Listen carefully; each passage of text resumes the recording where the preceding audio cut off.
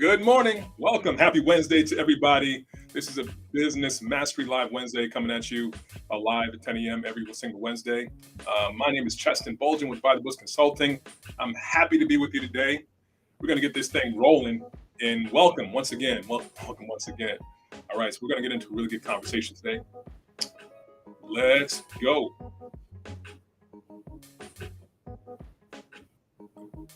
Hope you guys like this lounge music.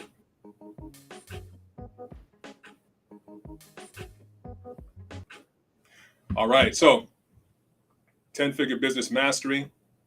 Welcome, welcome, welcome. If you did not know, now you know. My name is Cheston Bolgen, By the Books Consulting. By the Books Consulting, I'm the senior consultant over here. And these are the things that we do. One monthly subscription that you can get all these things, guys. We do accounting, QuickBooks, advisory, bookkeeping, tax strategy, tax planning, tax filing services, preparation services. And of course, we do your business advisory, operational consulting. That's what we do over here. And this is how you reach us, bythebooksconsultants.com, youraccountingsuperhero.com. And that's my email address.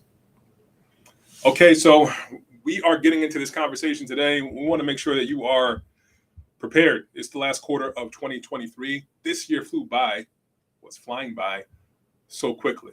I remember doing these talks in the beginning of the year thinking, man, this year is really going by.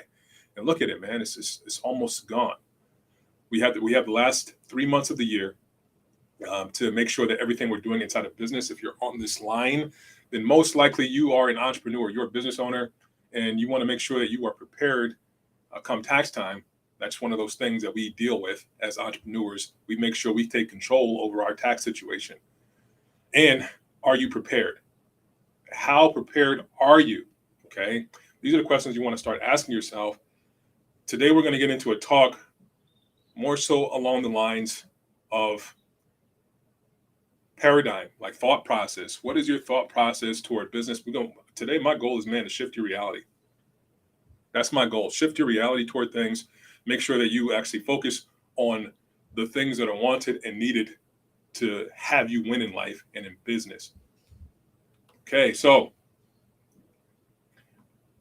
one of those things, guys, making sure that we monitor, track, and keep up with all of our financial activity throughout the year. Super important. Fundamental, the basics. You're going to hear me talk about this all the time. I really believe in the fundamentals of financial tracking and reporting. So if you're not really good in this area, you want to get good. If you're kind of somebody who's not really hands-on with how you keep the books, or that's not a real issue, more so you want to be somebody who understands what's happening on a day-to-day basis in terms of the number story.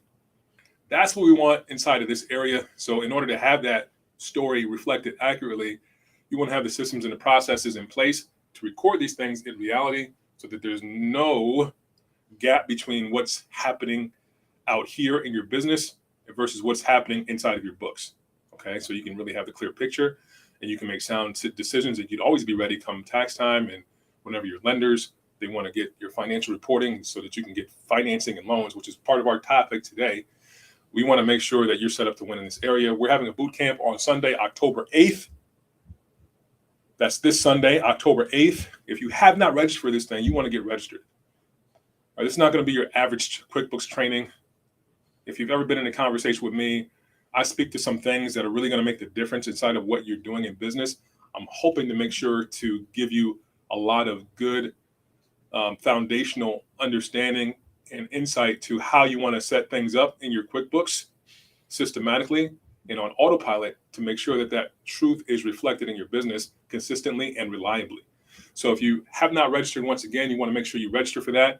You can do that by going to youraccountingsuperhero.com/QBO-bootcamp-registration this Sunday, October 8th, 3 p.m. Okay, so this is how we forward conversations over here. So if you ever have something inside of a business that you really in the realm of our conversations and the topics that we talk about, really is business mastery, and you want to bring that to the conversation, this is how you do that. Make sure you email me Cheston@buybooksconsultants.com, or you can hit me on social media at Your Accounting Superhero and let me know, man. Shoot me a message. Say, hey, look, man, Cheston, bring this to the conversation, because these are the things I really want to understand. These are the things I really want to know.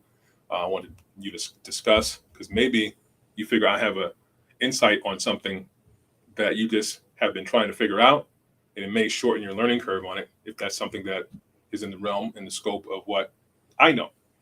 Okay, if that makes sense. So do that by any of these venues here, and I will definitely bring that to the conversation. All right.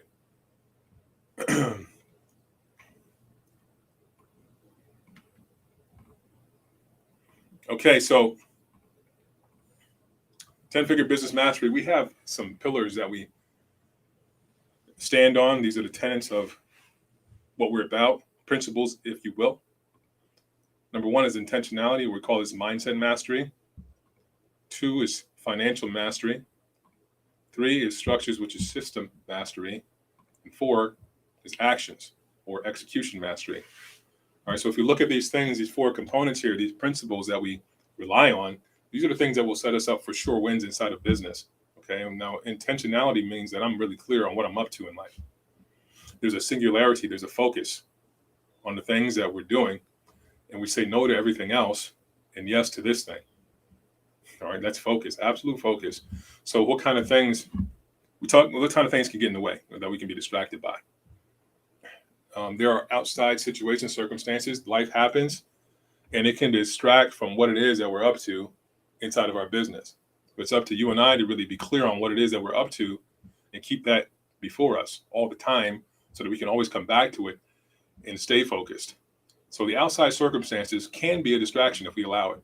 Now, the other thing that's even more distracting are the inside things: the fears, the doubts, the worries, the concerns, the complaints about how life is, right? All these things that we deal with internally that really take us off track from what we're here for in terms of our intention in life. So the job for you and me is to make sure that we're clear to purpose. Any distraction, if it's external, if it's internal, it doesn't matter where it comes from. Our job is to direct our attention back to that thing that we're here for inside of business. Now, right now, we're working on marketing, like the structures for our marketing inside of business, this business particularly. And that's where we are. Everything else kind of falls to the wayside, but we're coming back to this thing. This is the focus right now. Improving the marketing structures so that it's consistent and reliable, producing a specific result. We have an impact that we want to have inside of the world from the business that we do. And now my job is to make sure that my attention and the attention of everybody that's associated with the company is brought back to that intention for the growth, right? The impact that we're having inside of our business and impact that we're having inside of other people's businesses, impact that we're having inside of our country and our region and the world. Okay, that's the goal, is to make sure we bring our attention back to that thing consistently over and over and over again and not be distracted by all the other stuff. That stuff really does not matter. It's not my concern. My concern is making sure we push forward with the actual thing that we're up to, which is the intention. Hopefully that makes sense, guys. Now, financial mastery is something that we do here all the time. We talk about financial literacy. We talk about numbers, and we're going to talk about that today. Okay, so if you are not really good in terms of financial literacy, you don't really understand how to read numbers, then you want to make sure you have some way. Either you have a partner in business who is really good at reading the numbers and understanding the financial picture, or you just dedicate yourself to having financial mastery, understanding the number story, like, and continue to develop that skill. That's a never-ending process, right? Even like some of us have mastered the language of English because we can speak it fluently. We know that that's the language that we grew up with. Maybe you grew up in an English-speaking country and you know the language, right? But at the same time, we only command mastery over a certain amount of vocabulary inside of this language. This is an ever-evolving thing. If we want it to be, we can master new levels of speaking English. We can take command over a whole new vocabulary inside of the language that we speak that can give us so much more in terms of the experience of life. Okay, so what I want you to get by my communication here is that this is a mastery in practice, always. right? So we want to make sure we're in the practice of financial mastery, practice of financial literacy, understanding the number story continually so that we expand on who we are in this area. Always. All right, so structures and system mastery. The structures are the things that we rely upon to make sure we honor what we say and that we have leverage inside of what we're up to. We can do more with less because I have structures. I don't have to think about a whole lot of things because we have structures for them. They're on autopilot, so I can build more things. And the structures are there for me to honor as well. For example, I know a lot of you have the calendars inside of your phone, your smartphones, and me, I leverage the hell out of my smartphone calendar. That thing is always my tool, my go-to, my guy. That's my guy. He has my back, my calendar. Okay, what are we doing right now? So I put it on the calendar, so I don't even have to think about it. I just look on my calendar and say, okay, I'm doing this thing, so let's do this right now. That is a structure. That is a system, right, on the most basic level. Now, as we grow in business, we want to find out more things we can do like that so that we can keep ourselves clear, like our mind and our focus clear to the thing that we're up to, okay? And now we can actually have a whole bunch of these systems already in place. We can have a whole lot of these in place in order to leverage our business and really leverage life. We can do more with less, okay? Now, actions, execution mastery, and nothing really happens without this. You can think about actions as the, when the wheels hit the pavement, the rubber meets the road. This is the thing that actually moves and gets traction in life. We don't get the results without taking the actions, bottom line. So we want to make sure that our actions align with the thing that we're up to. This is the intention that we talked about. We want to make sure we take the right actions toward delivering the results that we want. Over and over again, consistently and reliably. Execute, execute, execute. So these things, guys, these are what we're here to master inside of business mastery. So if we're not really doing the things that we want to do inside of our business, if we're not experiencing the results that we want to experience inside of our businesses, then it's really going to come back to one of these four things. That's what I want you to consider. Life no longer gets to be a mystery. We can actually check the box here, say, where is it that I'm out of line so that I can get back to getting the results that I'm here to get inside of my business. Okay, so let's get started, guys. We're going to do a disclaimer before we go. The following is for educational purposes only and is not to be considered financial, accounting, or legal advice. Please consult your tax, accounting, and/or legal professional for specific advice. And here's my promise to you. Excuse me. You'll gain at least one thing that will help you survive and thrive. Now, this is for my trucking course, but in business, really. And number two, you will have a whole new level of clarity on actions to take over and over again that will make the most impact in your business. Today, I want you to really focus on playing to win. Because I meant Cheston, that's the whole point of why I'm here. I always play to win. That's my goal in life.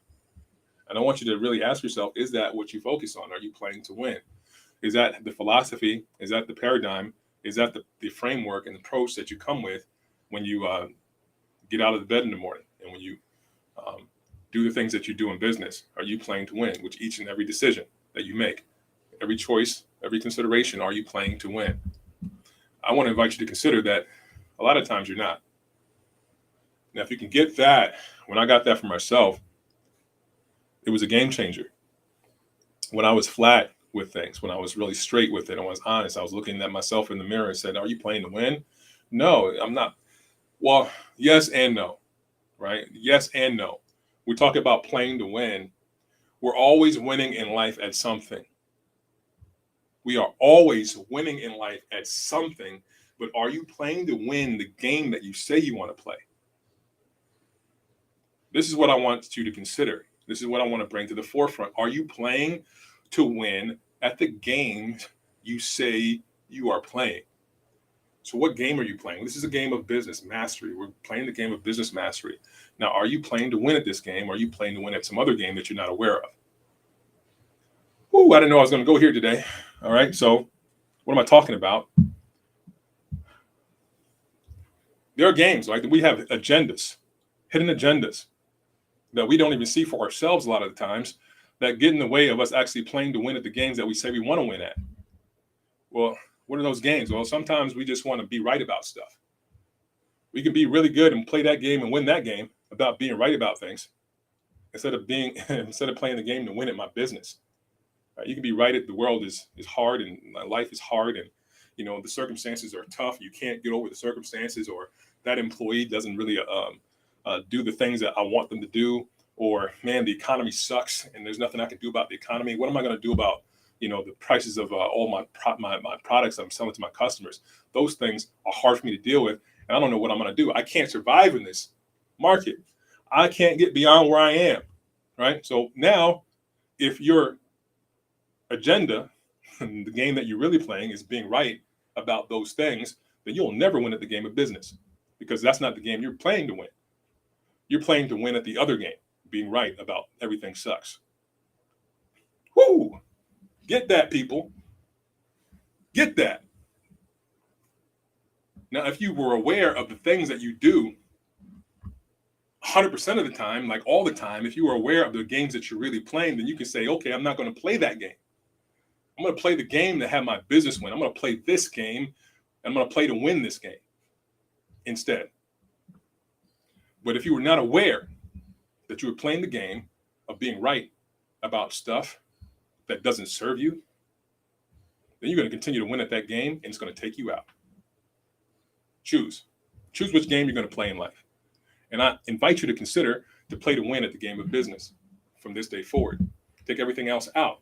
Now, you may be playing the game of looking good. You just want to make sure you look good, because you don't want people to see you as your vulnerabilities and the things that you don't want people to really know about you, right? And you want to play it off, put up a front, put on a mask. Some of you are really good at playing that game, the game of inauthenticity. You don't even know it. But I'm here today to bring it to the forefront so you can see which games you're playing, so that you can stop playing those games and start playing this one. Play to win in the game of business. Choose this day forward. Choose to play to win this game. Move all the other stuff out the way. Bring the focus back to a singularity and play to win at business. Shout it off the mountaintops if I could. All right. So make sure we are clear to purpose. Play to win. Okay. And so we're going to talk about some of those things that we can actually bring to the forefront to have you understand like how to play to win. Like the choices that we make are really key to winning the game of business. Okay. So let's go. Let's look at those things. So I'm hoping that I'm leaving you with something here today in this particular section of what we're talking about this morning is get out of your own way, right? Choose to play the game of business, play it on a high level, give up all the other stuff. Just for a time, just for a season, I'm asking you. Give it all up for a season so that you can go all in and play to win in the game of business. Take your business to levels that you never even imagined possible. What would that look like for you? Start writing that down. Like, what would it really look like for you to play all out inside of business and let's leave all the other stuff out? Never again allow anything else to get in the way. Don't let your guilt, your worries, your concerns, your doubts, your fears. Don't win at those games anymore. Choose to win at this game now. Be all in. Okay, so inside of that, and I'm hoping that landed for you, whoever was listening to that, and I hope that was what you needed in order to make sure that you are playing your game fully and getting out of what you want, getting out of your business what you want, rather. But today we're going to talk about choices, okay? Now I'm bringing this to the forefront because I've had conversations with other people recently, and I'm realizing that this is one of those things, if we don't really hone in on the clarity of it and play this like the game that we're playing, the game of business, and we understand what that looks like to win inside of it. If we don't know, if we don't have that clarity inside of the choice, and then it's not an excuse, it's not a reason. Ignorance is never an excuse, not a reason, but we want to make sure that we are in the know about the things that can impact us in terms of winning or losing. So we can always choose to win. All right. So I want you to choose to win. That's what I want for you. I want you to have every resource necessary to allow you to make the choices for you to win. Okay. So we're going to talk about some things. We'll talk about debt. I know a lot of you in business are really anxious about getting some type of funding for your business, or getting business loans or getting some credit cards in order to grow your business and manage your cash flow. Okay. And a lot of the times it is a thought process that is very surface level in terms of understanding. There's a nuance to managing debt.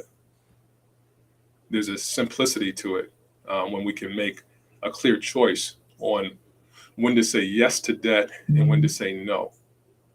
And then we have the debt to honor the yes that we gave, because it was a yes for a purpose inside of actions that we take with the debt that we take on.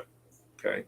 We're going to talk about good debt and bad debt. I had this talk the other night with the trucking group that we speak for. And today I'm going to elaborate on this a little bit more to make sure that it's reinforced, that it's honed in, and that there is no doubt about making choices in terms of you choosing to win. Okay. So we're going to talk more so about the concept of the debt. We're going to leave the taxes out of it today. And maybe next week we'll talk more so about taxes.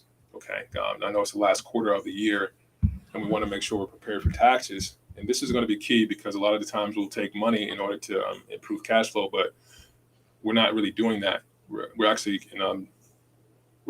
not improving it. We're taking it in the other direction. We're making it worse.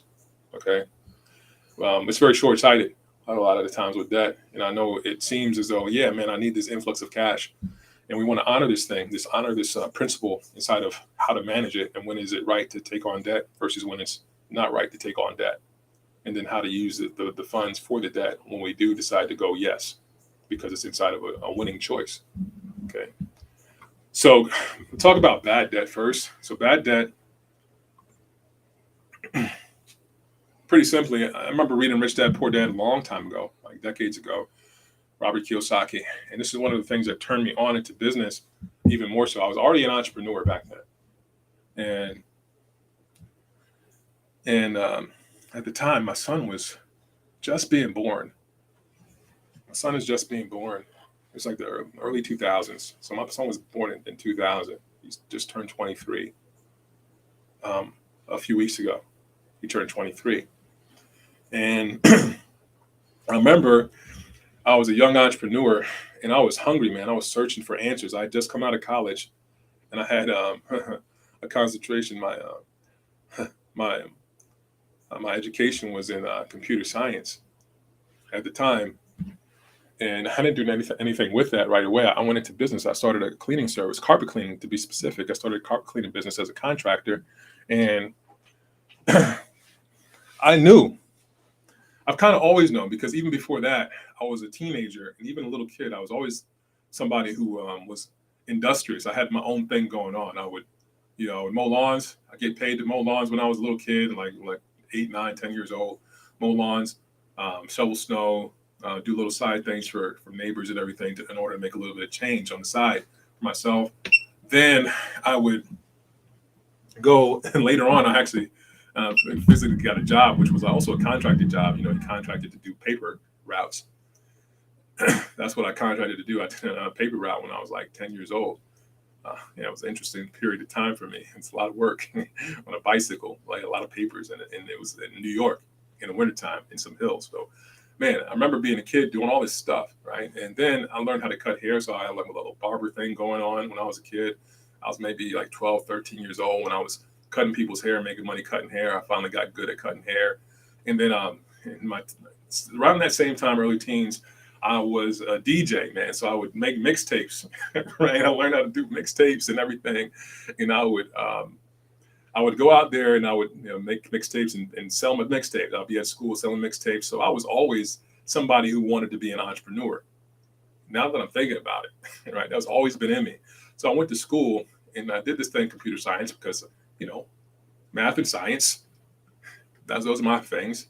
I was good at math, good at numbers and all that. So people told me, hey, man, do something in that area. And I was like, computer science. Okay, cool. Let's do it. And then I got out of school, realized that I don't want to do that. I want to be my own boss. Who knew? Right? So I took on this thing where I was doing carpet cleaning. And there it is. My son is about to be born. And I'm realizing that this whole thing with me doing business and being an entrepreneur on my own, I didn't really have all the skill sets and the tools that I needed to be consistent and reliable as an entrepreneur, right?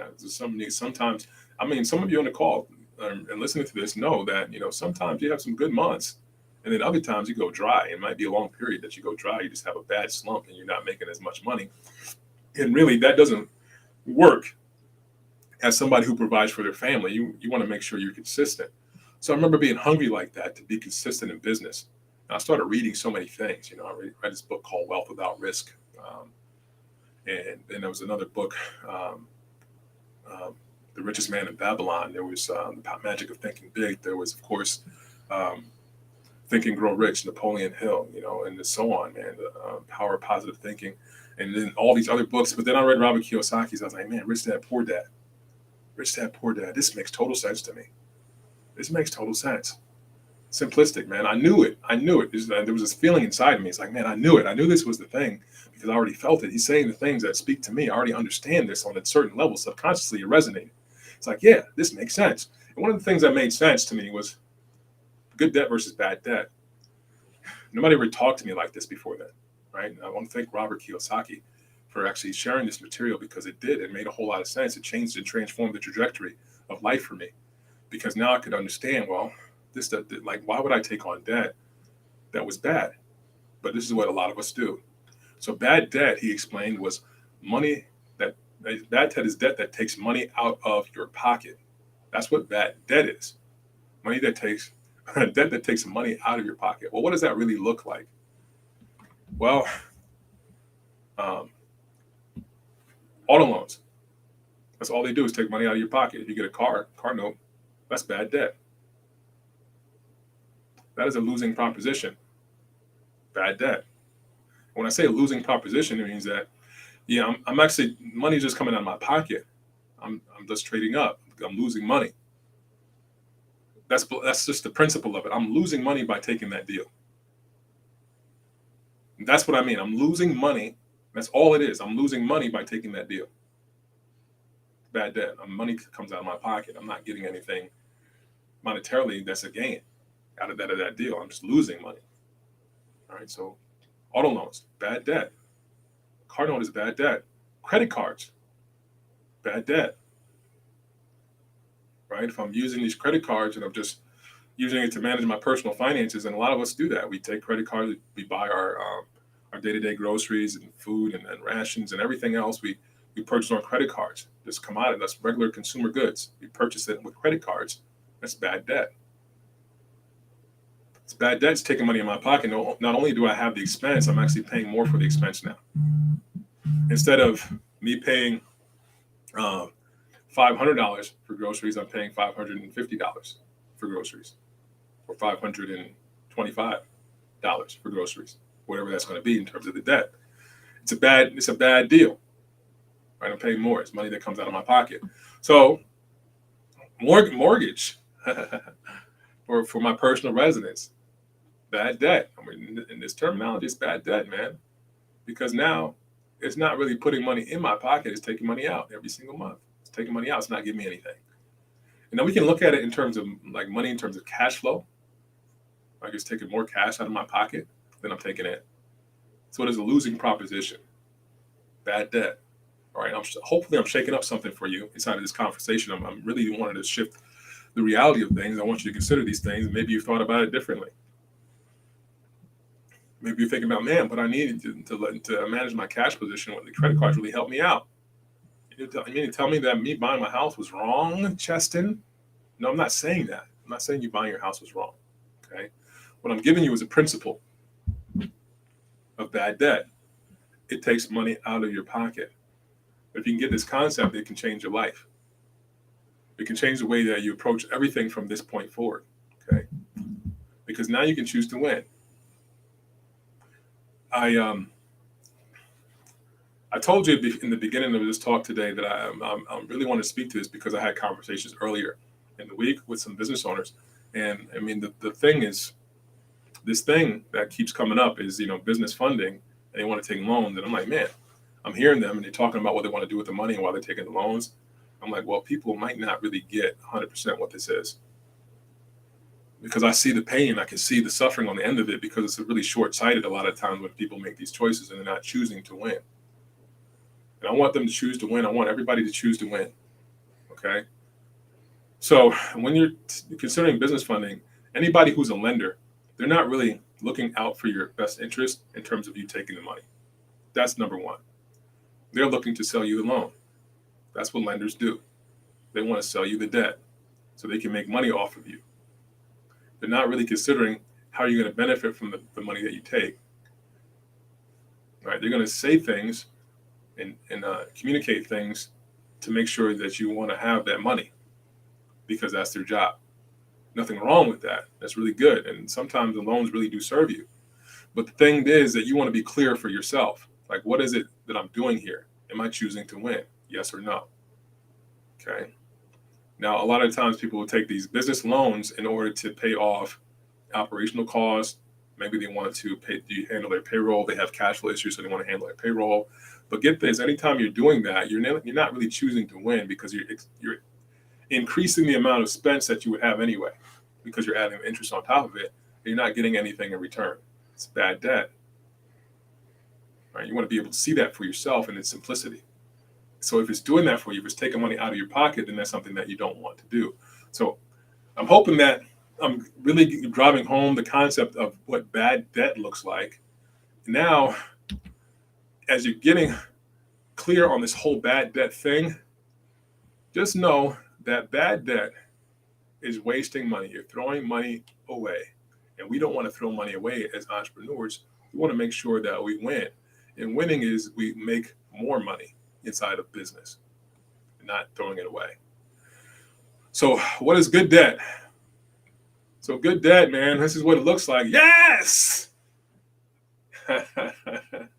Good is good, my friend. Let's get this money.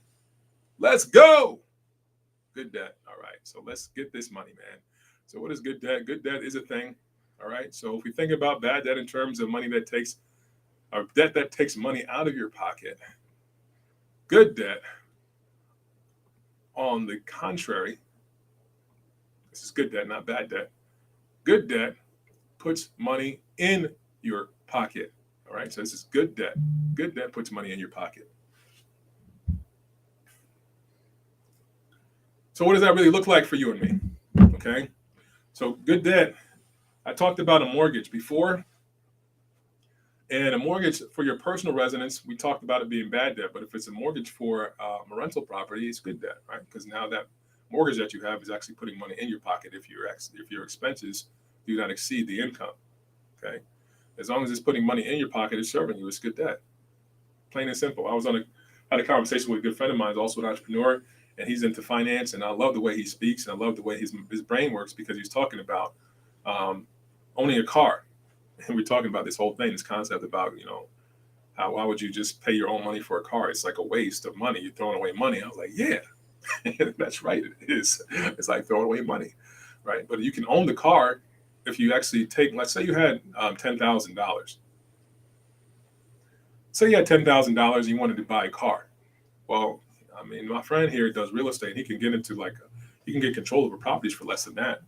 Right? He can get control over real estate for less than that, and actually cash flow $1,000 for each property that he gets per month. $1,000 per month at the minimum. He can cash flow that, right? So instead of taking the $10,000 and buying a car, like putting money into a car or putting a down payment on a car, what he'll do instead is take the money and put it into getting another property, and then having that property pay for the car, right? The car payment, because now the property is going to generate 1,000 and the car payment is 500. So it's actually cash flowing positive for him. So he's actually making money in that whole deal. So if he's going to do a thing where he's going to purchase a vehicle, well, he's going to get a property and have the property pay for the vehicle. Man, I love that thought process, right? So that would be a good debt strategy. Okay, because now it's putting money in your pocket. You didn't pay anything for that car. Technically, you didn't come out of your own pocket to pay for the car. The property's paying for that car. The property was like, something that you put together so that that's actually financing the car for you. Okay, So really good thing to think about. But the basic concept of this inside of business is that any good debt is going to put money inside of your pocket. So if I'm going to use debt in my business, I want to use debt in a way to buy inventory, because I know I'm going to buy inventory and I'm going to flip that inventory and sell and make money on it. So why would I use my own money for the inventory when I can use somebody else's money? I don't have to tie my own cash up. I don't have to invest my own cash into it. I can invest somebody else's cash and I can get a higher return. That is good debt. Leverage, my friend, margin. This is what we use it for. And we want to use these things for a guaranteed return. So we have a system in place. We know that it works. And now we actually can pull the trigger on choosing good debt in order to keep that system, that reliable system, moving forward in a way that gets you a higher return, because now you're not putting your own cash into it. Very good debt strategy. All right. Now, I want to acknowledge that we're at 10:35 this morning. Usually I like to get done with these calls at 10:30. And I'm taking a little bit of extra time because this is important. Like this philosophy, this thought process, that we can shift your mindset into choosing to win inside of these decisions, that you can actually shift it in other areas of business to see the same type of thing. Okay. With that, I want to call it a day, guys. We're going to wrap this up. It's been good being with you. If you had any value out of this call, just give me a like, the thumbs up inside of whatever platform you're looking at. All right, guys. Talk to you next week. Have a good one. Great being with you. Take care.